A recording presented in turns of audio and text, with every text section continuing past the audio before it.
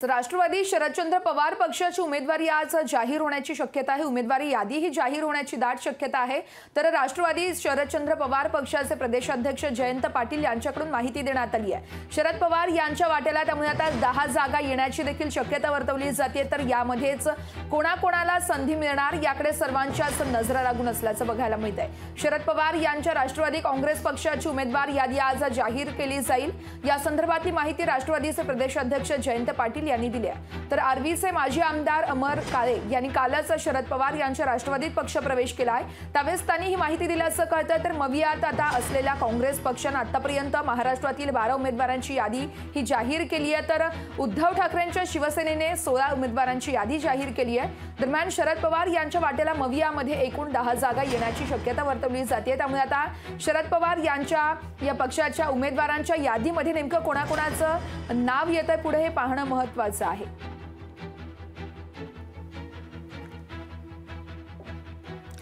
याच विषयी अधिक माहिती घेण्याकरता थेट जाऊया आपले प्रतिनिधी स्वप्नील जाधव यांच्याकडे।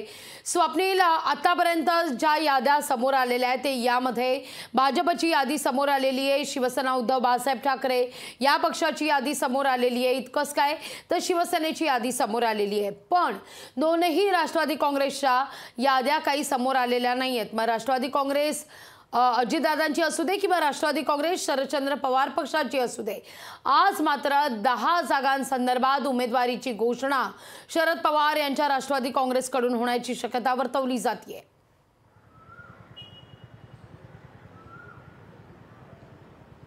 लागवी निश्चित लोकसभेचा रणसंग्राम हा महाराष्ट्रात पाहायला मिळतो। यानुसार महायुती आणि महाविकास आघाडीमधील घटक पक्षांनी याद्या जाहीर केलेल्या आहेत। मात्र राष्ट्रवादी काँग्रेस अजित पवार गट आणि राष्ट्रवादी काँग्रेस शरदचंद्र पवार गट यांच्याकडून अद्यापही यादी जाहीर करण्यात आली नाही। त्यामुळे आज महाविकास आघाडीमध्ये खरं तर 12 जागा काँग्रेसकडून ज्या आहेत त्या जाहीर करण्यात आलेल्या आहेत आणि एकूण 17 जागांवरती शिवसेना ठाकरे गटाकडून उमेदवार जाहीर करण्यात आले। त्यामुळे आज शरदचंद्र पवार गटाकडून त्यांचे प्रदेशाध्यक्ष जयंत पाटील यांच्याकडून खरं तर यादी ती जाहीर होईल। एकूण 10 जागा ह्या शरदचंद्र पवार गटाच्या वाट्याला येणार असल्याची माहिती मिळते आणि यामधून आज काही ठराविक नावं ही समोर येणार आहेत। त्यामध्ये निश्चित जी नावं आहेत त्यामध्ये सुप्रिया सुळे यांचं नाव येतं, निलेश लंके यांचं नाव आहे, तसेच अमोल कोल्हे यांचं सुद्धा नाव आहे। कुठेतरी साताऱ्याच्या ठिकाणी सुद्धा अद्याप ही चर्चा सुरू आहे। मात्र आज जागा जाहीर झाल्यानंतर कदाचित जी वेट अँड वॉचची जी भूमिका अजित पवार गटाने घेतलेली आहे ते शरदचंद्र पवार गटाच्या नंतर अजित पवार गटाची सुद्धा यादी आज जाहीर होऊ शकते किंवा पुढच्या 24 तासामध्ये